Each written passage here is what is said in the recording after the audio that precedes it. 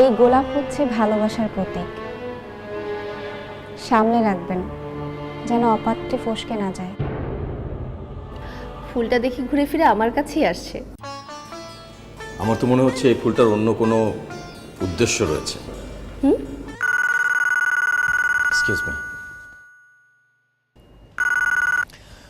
Hello. Hello Imran sir, আপনি কি অফিসে ফিরছেন? না, এখনো ফিরিনি। কেন, কোনো কাজ ছিল? তা তো একটু ছিলই স্যার, ওই যে দুটো ফাইল নিয়ে স্যার। আপনি জেনের কাছে দিয়ে দিন, আমি আগে দেখি। জি জি, আপনার কি ফিরতে আরো দেরি হবে স্যার? রাখছি মরুল সাহেব।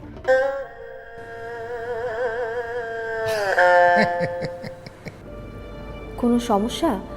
মানে আপনাকে বিপদে ফেলে দিলাম নাকি? আরে না না, বাদ দিন তো। ফুলটা কিন্তু আপনার আর আমার বন্ধুত্বের সাক্ষী হয়ে থাকলো। একদিন আগেই বেচারার অন্য কিছু সাক্ষী হওয়ার কথা ছিল। মানে মানে বুঝিনি।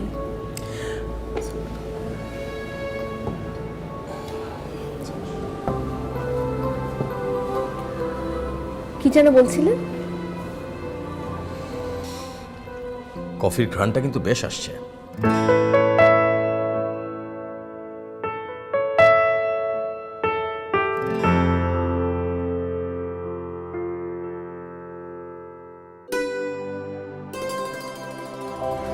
আসসালামু আলাইকুম ম্যাডাম, কেমন আছেন? ভালো আছি, আপনারা ভালো আছেন?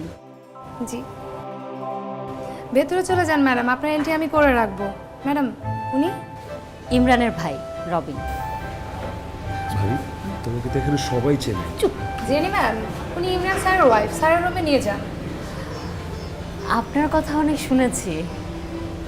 এ কি করছেন? স্যারের কাছে আপনার কথা অনেক শুনেছি ম্যাডাম। আমার কপাল মন্দ ছিল যে এতদিন আপনার দেখা পাইনি। আপনি খুব মিষ্টি, আপনাকে তুমি করে বলি? অবশ্যই বলবেন, আমি তো আপনার ছোট বোনের মতো।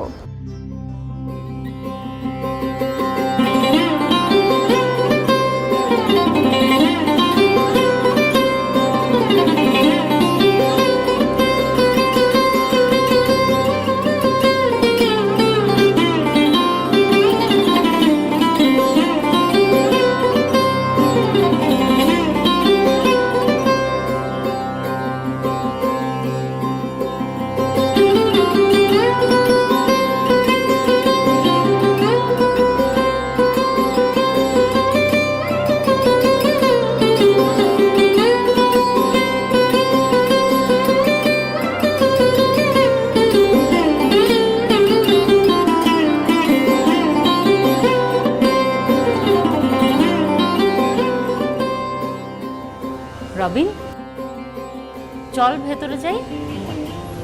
ভাবি, হ্যাঁ চল। আপনারা স্যারের রুমে বসুন, স্যার একটু বাইরে গেছে, এক্ষুনি চলে আসবে। ইমরান নেই? তুমি? তোমার অফিসেই তো গিয়ে। কে জানতো তোমার সাথে এত তাড়াতাড়ি দেখা হয়ে যাবে?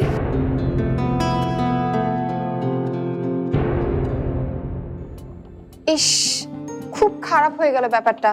ম্যাডাম নিশ্চয়ই খুব উল্টাপাল্টা ভাবছেন। উনি তো আর বুঝবেন না যে আপনি মায়াকে মৌ ভেবে দেখা করতে গিয়েছিলেন।